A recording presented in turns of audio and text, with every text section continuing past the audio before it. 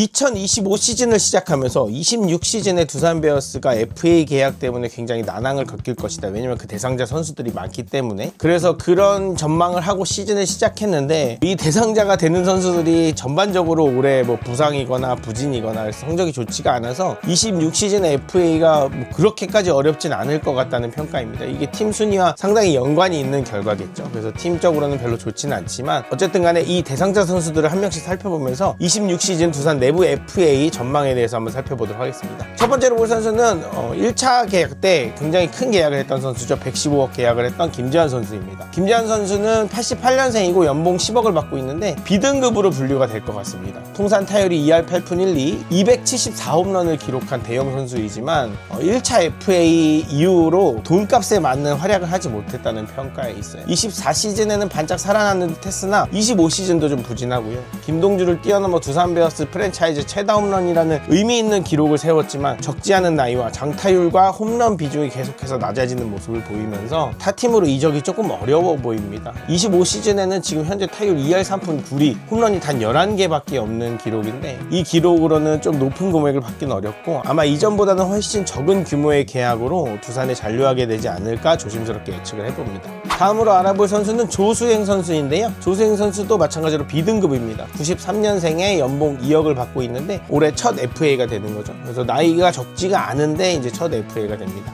24시즌에 64도루를 하면서 도루왕을 차지했고 5년 연속 20도루를 기록하고 있는 굉장히 빠른 발의 선수지만 통산 타율이 2할 5푼 4리로 좀 낮고요. 25시즌엔 특히나 타율 2할 1푼 3리 그래도 도루는 23개를 기록하고 있기는 한데 어쨌든 지금 이번 시즌에는 대주자나 대수비로 좀 활약을 하고 있습니다. 생각보다 나이가 많고 생각보다 연봉이 높고 그리고 타격에서는 점점 약간 기대 이하의 모습을 보여주고 있어서 다른 팀에서 빠른 발 자원이 절실하다고 해도 이 선수를 FA로 데려가기는 좀 부담스러운 상황이에요. 다만 팀의 잔류 시에는 1점차 상황이나 지금처럼 경기 후반 상황에 꼭 필요한 자원으로 분류될 수 있어서 적당한 대우를 받으면서 팀에 잔류할 가능성이 좀 높다고 생각합니다. 다음은 투수 최원준 선수인데요. 94년생이고 연봉 2억 2,500만 원입니다. 통산 ERA가 4.16 그리고 20년 시즌 이후로 6시즌 연속 100이닝 소화 예정입니다. 지금 1이닝 정도 모자라 있어서 그래서 25시즌에는 ERA 4.53 3승 6패 8홀드 기록하고 있습니다. 올 시즌을 들어오면서 5선발에서 살짝 밀리는 듯 했으나 곽빈 선수 부상으로 선발로 시작했다가 다시 불펜으로 보직이 변경되었고요. A등급이 좀 예정될 것 같아서 타 팀에서 경쟁하기는 좀 부담스럽다고 느껴집니다. 그래서 FA를 앞두고 팀 사정으로 보직을 변경하는 과정에서 나름의 헌신적이고 희생적인 모습이 돋보이면서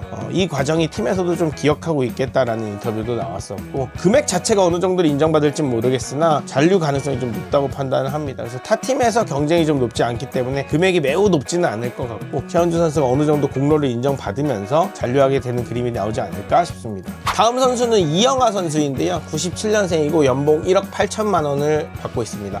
B등급으로 예상이 되는데 상향 조정 가능성이 좀 있어서 A등급이 될 수도 있어요. 그래서 A등급이 되느냐 B등급이 되느냐에 따라 이 선수는 경쟁력이 굉장히 달라질 것 같고 통산 ERA가 4.73인데 나이가 젊고 선발과 불펜을 오가면서 다양한 경험을 했다는 장점이 있습니다. 25시즌에는 ERA 4.23 4승 3패 13홀드를 기록하고 있습니다. 리그가 지금 전체적으로 불펜 투수가 좀 풍기한 현상이 일어나고 있어서 젊은 나이와 풍부한 경험을 가졌다는 점에서 생각보다 높은 경쟁력을 가질 수도 있어요. 성격 자체가 밝고 따르는 어린 투수들이 팀 내에 많다고 좀 알려져 있고 B등급일 경우에는 혹시 다른 팀에서 일단 불펜 투수 지르고 보자라는 팀이 생길 수 있어서 경쟁력이 좀 어느 정도 있다고 평가받는 자원입니다. 이번 두산 내부 FA 중에서는 가장 어려운 난이도의 계약이 되지 않을까 싶고 이영하 선수가 뭐 후반기에 있어서 특히나 체감적으로 좀 좋지 않은 모습을 보이긴 하지만 결과적으로는 통산 성적이나 이런 걸 봤을 때는 필승 조건 어떤 역할을 맡아서든 꼭 자기 역할을 해줄 수 있는 선수이기 때문에 두산에서도 아마 공격적으로 잡으려고 하지 않을까라는 생각이 듭니다.